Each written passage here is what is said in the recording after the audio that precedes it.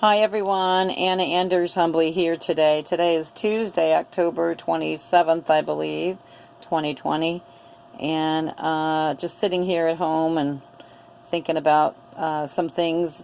I was praying and meditating, reading, writing, and reflecting earlier. And I got some good confirmations out of my my readings today.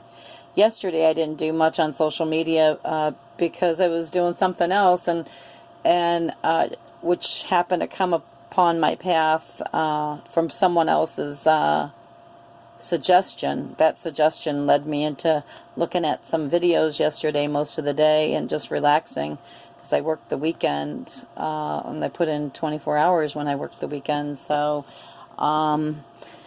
what I want to say is, out of all of that has caused and stirred up some reflection for my life path. And I was talking here with my other half, who's sitting over here to my left as I'm recording this video. And I've been talking to Care Bear about some situations that I had encountered ongoing with Soul Sacred Mother Earth, and some animal situations that happened ongoing. And what it was is, over the weekend when I worked, one of my individuals wanted me to see a video about this cougar chasing this guy, and it was in the news recently. I'm sure you guys have all heard about it, and if you haven't, you can go into YouTube and type in cougar chases man, and he films it, and watch the video. You'll see what that's like. But what I was talking about with my other half is, because once upon a time in Flagstaff, Arizona, I was walking. I was doing a little walk near the Mesa by Country Club, and there's a duck pond over there in the figure 8 shape.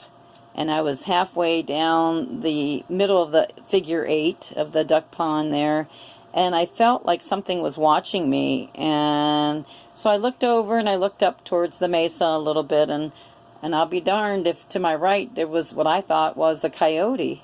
I thought it was a coyote coming down, strolling down, or better yet, strutting down that mesa. And strutting down with such a confidence that when I saw that confidence and I saw what I thought was the coyote's legs, I said, that coyote looks pretty healthy and stealthy. And then I thought to myself, that in that exact moment, that's not a coyote. It was a mountain lion. So it was a cougar, and I know it was. And in that moment, I had no choice but to use that inner God voice that said to me, you know, just be bigger than what you are, and you're going to be so okay. And I got to tell you guys, because that cougar would have been over there by me, and he laid his eyes on me too.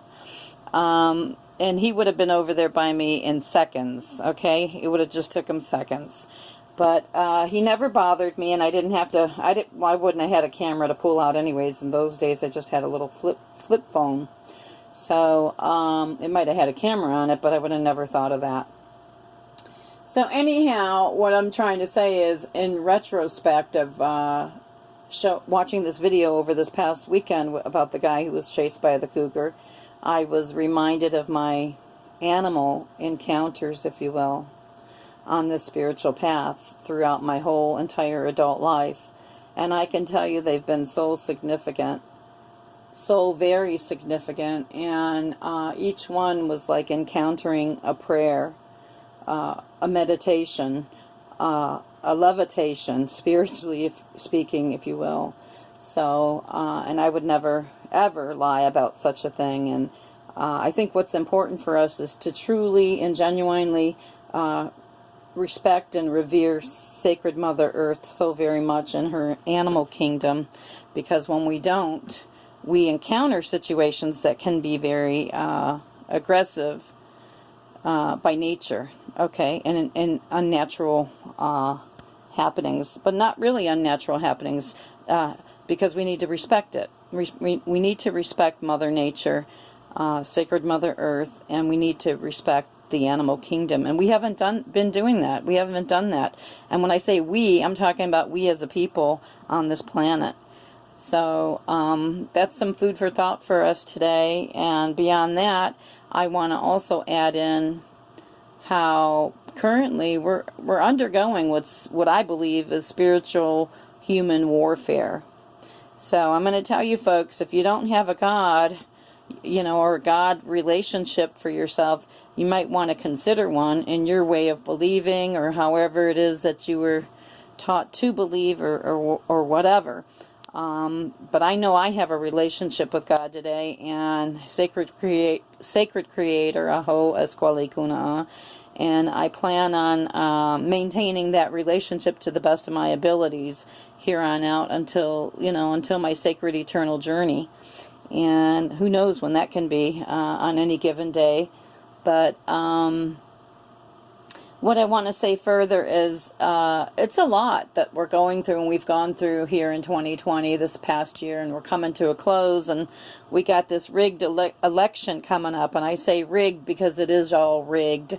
It's all rigged, and they got us dancing the jig, the indoctrinated jig, over and over again, recycling this stuff.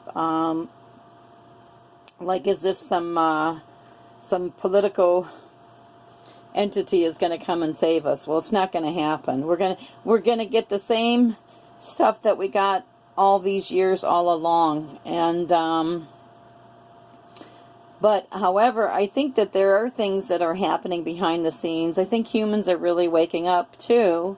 I don't know in what numbers. Nobody can know those numbers, but I can tell you that I'm going to have faith and rest assured that the planet is going to start cleaning itself up of the corruption. I can tell by what's manifesting.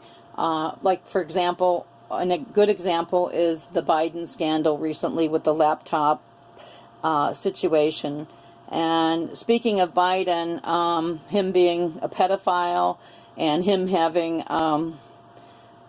just obvious, how do I say this? Obvious media corrupt, sickly behaviors.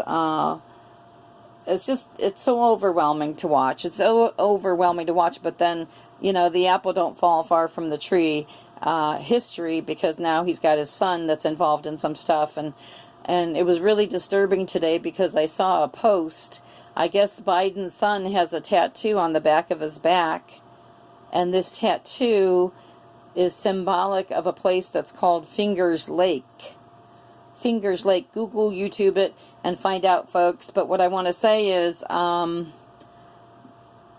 son, when you're involved with the deep state, these deep state naughty Illuminati, how do I say this? Naughty Illuminati, Zog Dog, Kabbalah ones that have been running these sick and ick-filled agendas behind the scenes. It's just very evil. It's just too much to even, how do I say this? To even think about, or to ponder. I don't even want to think about it because I get sick. We had a family member that was abducted and tortured for 10 torturing years in corrupt Cleveland, Ohio here. And I came home from Arizona for 2 years. I left 2 jobs in Arizona, came home for 2 years almost, and did activism work to search for that family member. And after I spent the 2 years here in corrupt Cleveland, and I was on the exact street where she was held, I actually was inspired spiritually, and I was on the street, and when the story broke, it was so shocking to me to see that truth. But I was so grateful that that finally we got our family member back home. But it's just, once you have something like this happen, to see the suffering out here in this world continually going on, and even to have to see it, that it's even deeper than what your family experienced, it's so devastating is what it is. And so we have to take good care of ourselves and our families and have better boundaries, because how can we have these misleaders wanting to guide us into what? Into their hell? Okay, into their I don't know what to call it. I can't even think of what to call it, but into their cesspool. Yeah, into their swampy cesspools of what? Of what they've created.